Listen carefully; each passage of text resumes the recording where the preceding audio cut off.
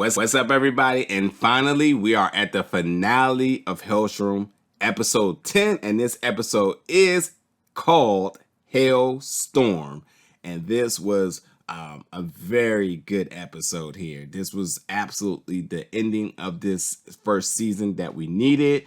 And much like I said in my last review, is that, I feel like, season one laid down the foundation for what this series potentially could be going into the future, giving us a lot of the backstory, giving us a lot of the character development, laying down who's the villains, who's the bad guys, the history amongst everybody, and kind of how the system works when it comes down to possessing the demons, the church, the Helstrom family, and the blood. We got all that information. I mean, and then again, you may not have been familiar with this source material, so that's why it was important for them to do so in order for you now to understand everything that's happening within this series. And not only just that, to ultimately have you want to go check out the comics too, to kind of get more of the backstory, because I think it did a phenomenal job when it comes down to that note. Now, while this may not have been the most spectacular first season with the most action and all that other good stuff, I feel like it did a very good job in explaining to the viewers exactly everything that is involved when it comes down to Helstrom. And I think it hit on all the good points really well. And I'm totally ready to see what happens season 2, considering the ending of this episode. But let's get into this episode and break it down. Let me get a synopsis first, and then yes, I will talk about what is to come. So Ana and Daimon fights to save his soul, but only Yin can be victorious. Gabriella's newfound perspective changes Daimon's belief, creating rifts amongst the group. Victoria unites with Daimon and Ana, but their victory comes at a cost. That's a crazy synopsis when you think about it.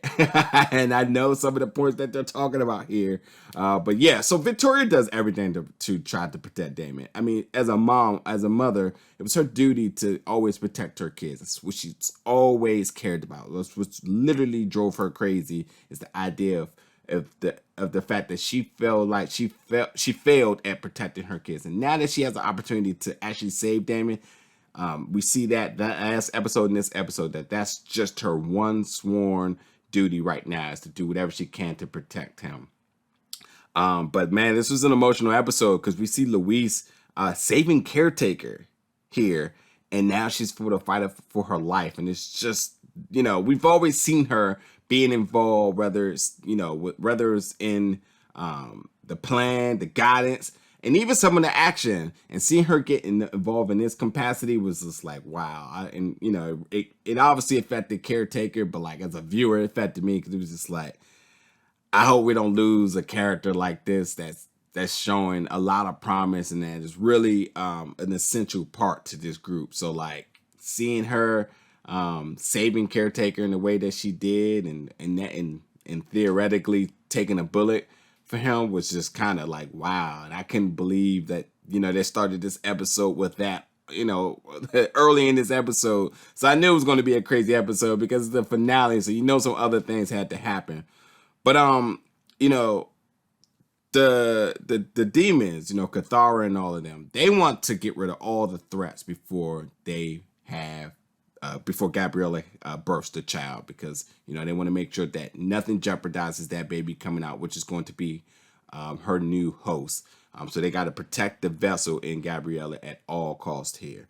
But at the same time too, Gabriella wants to figure out, is there a way that she can prevent the evil from coming into the world, and if she can survive this birth. And that actually means her going to the church and asking the priest, and asking a priest to get help, and the help from the blood. So like, we're seeing Gabriella really move in a way that we've seen her like no other. I mean, she's tried praying. We've seen that didn't do her any good. So like, you have to think that Gabriella's like faith is all over the place now. She's had one hell of a ride this season, and ultimately seeing where she ends up at the end of this episode, it doesn't surprise me at all, to be honest.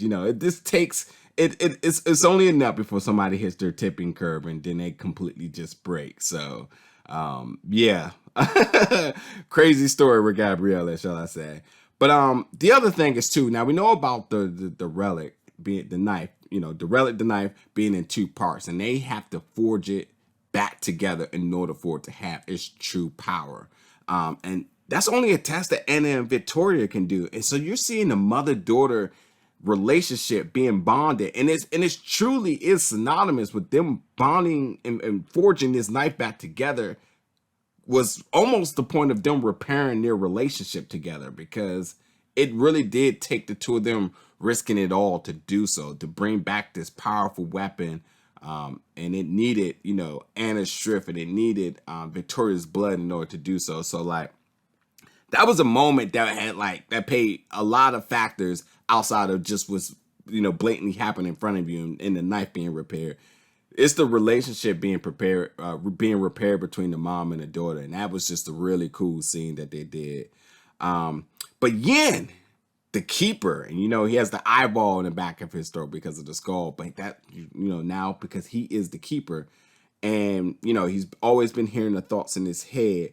So we're seeing him really show his relevance in the group now, and how he plays a factor, and now he's coming up with plans, and he's just having to go with his instincts because these thoughts are in his head. And we know how important the skull and the keeper was throughout this series. So now that he is one with it, you have to just take that with for what it is and just go with it. So now we see Yin, who's just had such a little crazy ride of his own, now becoming a very essential part to the team as well, as far as how they're going to save Daimon and how they're going to get rid of the demon once and for all.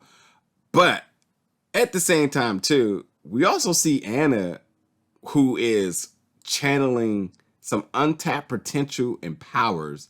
Now, there's been sprinkles about how powerful she was before, but they never mentioned the idea of she still had abilities that she could channel. I mean, she is her father's daughter, and we've seen with the path that Daimon uses his power, but it seems that they're more like than not, because up until the last 9 episodes, or the first 9 episodes, we've seen them both obviously have powers, but they kind of go separate ways.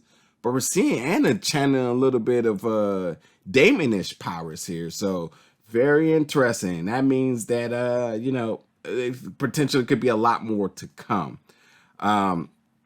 But with that being said, with them, and with Yin getting involved as the keeper and Ana channeling new powers, and now that the knife is forged, we're seeing more and more comic book nods here. Now that knife, if you can tell, is looking really close to the iconic weapon that Daimon possesses in the comics. So once I saw that, I was like, yep, I was right. We're heading in that direction. So, but overall, it was just really cool to kind of see that. I mean, again, this series has been laying down a lot of foundation with a lot of storytelling, a lot of the backstory and dialogue and so on. So to be able to see more and more use of the powers and action, and now we're seeing some weapons and stuff like that, I'm all for it. It looks pretty cool, and I am excited to see more of that to come, shall I say. But so Gabriella does give birth, and she just completely looks devastated. It is a girl, so everything is all go for Cathar.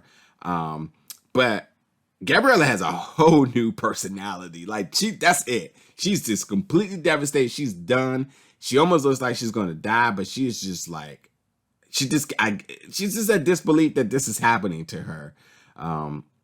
And with that being said, they come up with a plan where, and obviously, the team comes and save the day. They get Gabriella. Gabriella goes to recovery, all that good stuff. But Yin has a plan where he will watch the baby and protect the baby from the world, and vice versa, obviously, because the baby is a demon. And quite frankly, the baby is growing hella fast because it's a demon baby. So you don't expect for it to be an infant for longer. And that's pretty synonymous with most demon babies from other stories and so on. They grow really fast and then they mature and stay at a certain age for forever. So, yeah. But finally, we get some sibling love between Ana and Daimon, and it's all a happy family all over again. Oh, and I have to add really quick that seeing everything that's happened between Gabriella and Daimon, for it all to come to this is just kind of mind blowing.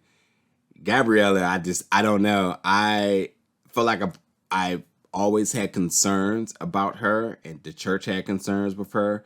It seems like the church is in the pockets of the blood, and now Gabriella with this new personality, new allegiance here.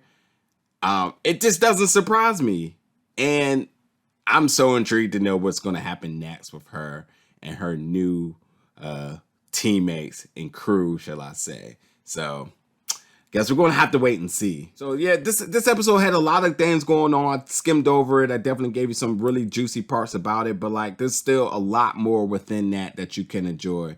And then obviously, we get to see a little bit of a 6-month time gap, and now we get to see what's possibly to come for the future. We got Uncle Yin hanging out with the baby named Kathara, but they are paid by a visitor. And the visitor feels that Kathara rightfully belongs to him. That's all I can say. You need to check it out. I want season 2. I want season 2 because I feel like this was again a foundation, a building block for this series. I had a lot of good things going on. I would love to know the possibilities going forward. Obviously this is a Marvel property, so thinking about other characters that can be involved here. I know they said no crossovers, but maybe things change. I mean, it's Marvel, so the world of possibilities is limitless, and I would love to know where this possibly could go. Ghost Rider was still the other one that was kind of hanging in limbo. We don't know where that can go, but we know that they do exist within one another in the comics. So there's some things I would like to see here, but ultimately for 10 episodes for season 1, I was definitely entertained, and I definitely want more. So hopefully you all liked it. Hopefully you've been checking out the reviews. Definitely let me know in the comments your thoughts and so on. And fingers crossed. We'll see what happens with a season 2 with this. And as always, thank you so much for watching, folks, and I'll see you for another review very soon.